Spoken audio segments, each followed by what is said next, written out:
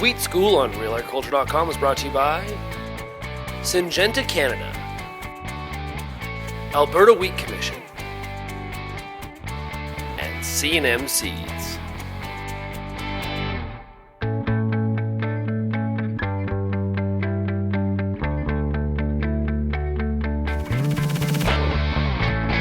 Joining us here on Real Agriculture, we have Cam Dahl, President of Cereals Canada, and Cam, increasingly I think farmers are having discussions with their neighbors and their families, people that they run into regarding the environmental impact of agriculture and food production as we know it in Canada, and I think it would be useful if we sometimes had some context as to how far we have come in terms of minimizing the environmental impact and the benefits that agriculture provides in Canada. And you recently spoke to a Senate committee talking about some of these benefits.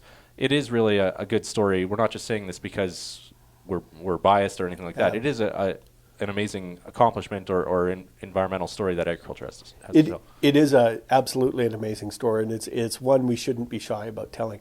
And if you look back, Saskatchewan doesn't blow into Ontario anymore. And there's a reason for that. It's modern agriculture and modern agriculture practices. And every year, right now, the grain cycle is adding soil organic matter every year. And that's not just making our soils healthier. It is making our soils healthier. It's also making them more resistant to erosion. And every bit of that organic matter is sequestered carbon.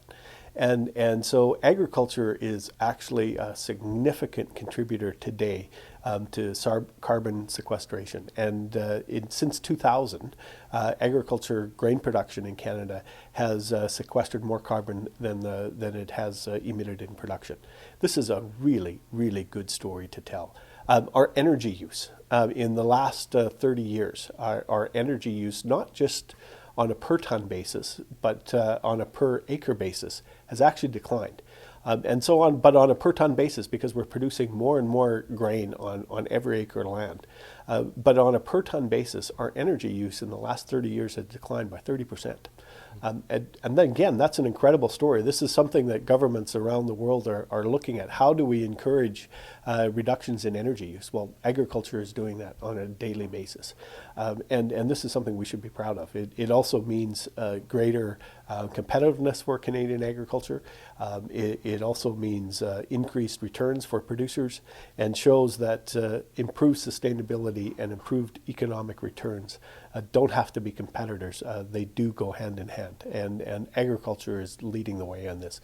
It's something every farmer in Canada should be proud of. Mm-hmm. It's all about efficiency, and the efficiency gains we made, I guess, not only economically but also environmentally, right? Absolutely, yeah. And it's a result of modern agriculture practices.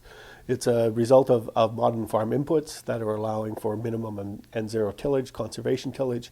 It's new technology that's allowing for precision agriculture. It's better tools to use fertilizer more efficiently. Modern agriculture is contributing to a very good sustainability picture for Canadian agriculture. And we shouldn't be shy about talking about it. So how much of that carbon sequestration shift that we have seen, or sequestration that is taking place, is because we have shifted to reduced tillage? Is that's been fundamental to that, right? That's absolutely fundamental to that, and that's where I would give a caution to policymakers if they're looking for policies to encourage increased sustainability, as they would call it. It may in fact have negative consequences, because if policies come forward that make agriculture less competitive and give less economic return to producers, they may in fact be encouraging a return to old production practices, which would have the opposite effect of what the policy was designed. And we may have that unintended consequence of bringing forward policies that are designed to reduce carbon emissions that in fact increase carbon emissions, because they undo the gains that modern agriculture has made. Can you expand on or give an example of that? Well, if you have policies that make fertilizer more expensive, that encourage producers to increase summer fallow, that is something that would have a very large negative environmental impact. speaking of government policies moving forward, what would be some examples of things that would help farmers further reduce environmental impact? I think some information and awareness campaigns, for example, around the 4R program that the Fertilizer Canada has brought forward to encourage more efficient use of fertilizers, increase support for precision agriculture, which again will help improve input use and optimize input use. These are tools that governments can help farmers with and help them utilize.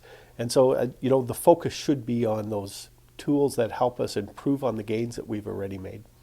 On getting the most output that we can, the most food out of every unit of Absolutely. Of carbon greenhouse gas emitting. And that helps the product, right? environment, Yeah. and it helps farmers' bottom line, and it helps Canadian competitiveness.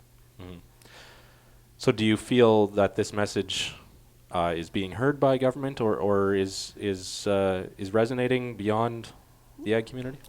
I think it's being heard, and we'll see what the impact on policy is. I think the jury's still out on that part of it, but yes, it is being heard, and I think it is being understood. All right. Thanks for your time again, Cam. No problem.